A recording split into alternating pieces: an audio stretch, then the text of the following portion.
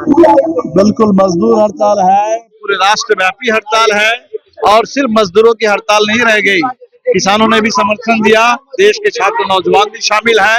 ये हड़ताल 4 जो लेबर कोड मजदूरों के ऊपर थोपे जा रहे हैं, जिन कानूनों के चलते मजदूर अब गुलाम बन जाएंगे मालिकों की तानाशाही आ जाएगी मजदूरों के ऊपर, और इसीलिए मजदूर अपनी आजादी के लिए, अपने अधिकार के लिए लड़ रहे हैं। इसी तरह पूरे देश के जो ग्रामीण मजदूर हैं, खेत मजदूर हैं, जिनके लिए कानून बना था रोजगार गारंटी का, मनरेगा, सरकार ने उस कानून को मजबूत बनाने के बजाय उस कानून को खत्म करके नया कानून ला दिया है, ग्रामजी कानून, जिससे गांव में बेरोजगारी फैल जाएगी और मजदूरों के पूरे रोजगार पाने का अधिकार और मजदूरी पाने का अधिकार घट जाएगा। और तीसरा, इसी समय जो अमेरिका के साथ व्यापार समझौते के नाम पर मोदी सरकार ने खेती को खोल दिया। इससे पहले तो अदानी अंबानी के खिलाफ किसान लड़ रहे थे, अब किसानों को अमेरिका से भी लड़ना पड़ेगा। तो अदानी अंबानी अमेरिका के गिरफ्त में अगर देश की खेती आ जाएगी तो 50% लोग जो उस खेती पर निर्भर है, उनकी रोजी रोटी का क्या होगा, हिंदुस्तान का क्या होगा, हमारी अर्थव्यवस्था का क्या होगा। और इसीलिए अमेरिका के आगे घुटना टेकने के खिलाफ देश के हित के लिए, देश की आजादी के लिए, किसानों के लिए भी आज ये हड़ताल है।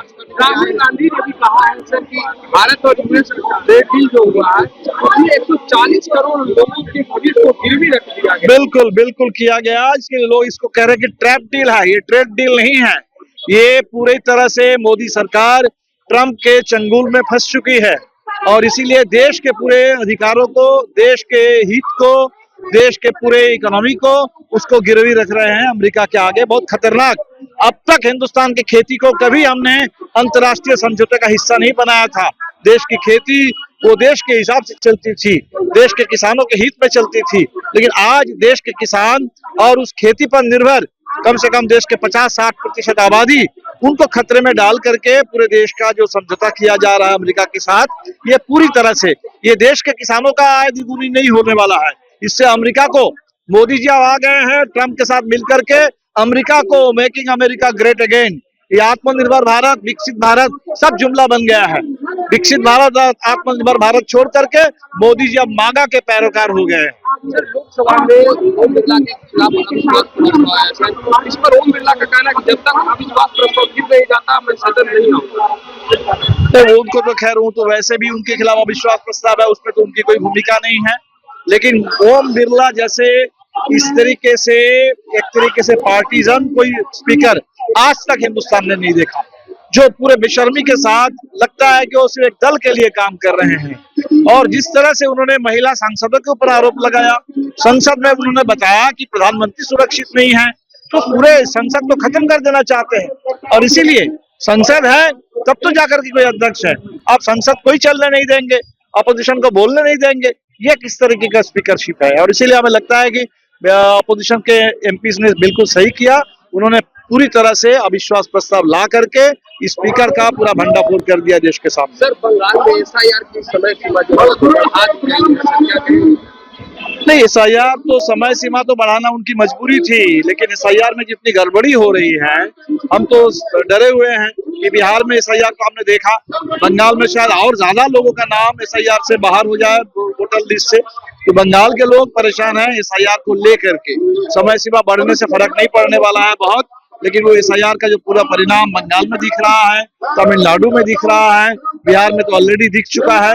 पूरा देश सुप्रीम कोर्ट के सामने इसीलिए केस चल रहा है कि एसआईआर गैर जरूरी है और एसआईआर पर पूरी तरह से रोक लगे, ये संविधान विरोधी है। आखिरी सवाल सर, राजद ने पोस्ट किया था, उन्होंने लिखा है कि बिहार के मुख्यमंत्री जब तक सत्ता पे काबिज नहीं रहेंगे, यानी जिंदा लाश जब तक काबिज रहेंगे, बिहार के लोग जिंदा मुर्दा बने रहेंगे। उन्होंने किया है, राजद ने पोस्ट किया सर, लिखा कि जिंदा लाश जब तक कुर्सी पर बैठे रहेंगे। खैर ये तो राजद का है, लेकिन हमें लगता है कि जो मुख्यमंत्री की भूमिका है, जिस तरीके से बात कर रहे हैं, जिस तरीके के वो पूरे उनका बर्ताव है पूरे बिहार में, वो तो बिल्कुल कहीं मुख्यमंत्री लायक बिल्कुल नहीं रह गए। और इसीलिए बिहार तो परेशान है कि ऐसे एक मुख्यमंत्री फिर से जीत गए हैं, ऊपर से सम्राट चौधरी आ गए हैं।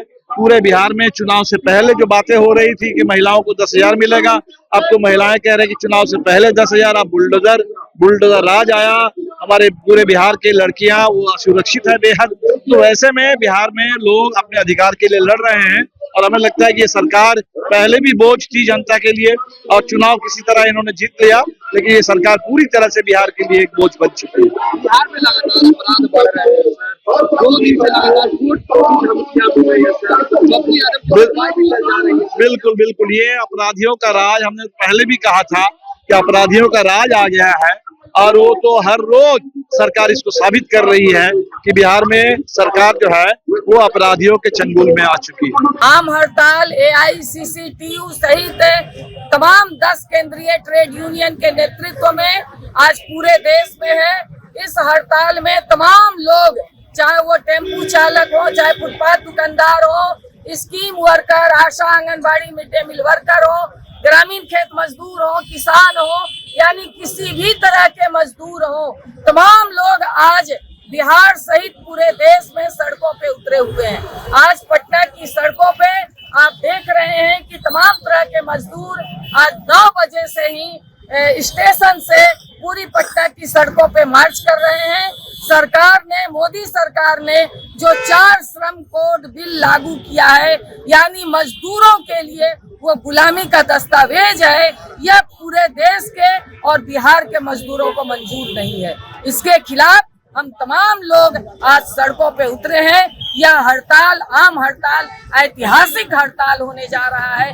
हर सेक्टर आज बंद है। इसलिए इन्हीं बातों के साथ कि ये 4 श्रम कोड बिल वापस लो, अन्यथा इससे भी बड़ी लड़ाई पूरे देश में मजदूरों का होने जा रहा है। आपके राज्य की खबरें, आपके शहर की खबरें सबसे पहले जानने के लिए देखते रहें अमर उजाला। चैनल को सब्सक्राइब जरूर कर लें और पाएं हर अपडेट।